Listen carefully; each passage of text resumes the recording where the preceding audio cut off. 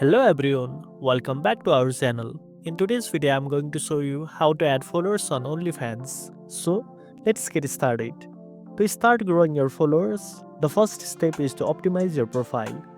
Make sure your profile picture, bio, and content are eye-catching and appealing. Once your profile is polished, it's time to promote it.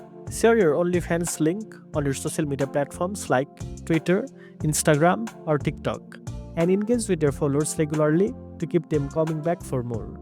Another effective way to increase your followers is by offering exclusive content. Consider creating limited time promotions or discounts for new subscribers to entice them to join. You can also collaborate with other content creators in your niche to cross promote each other's profile.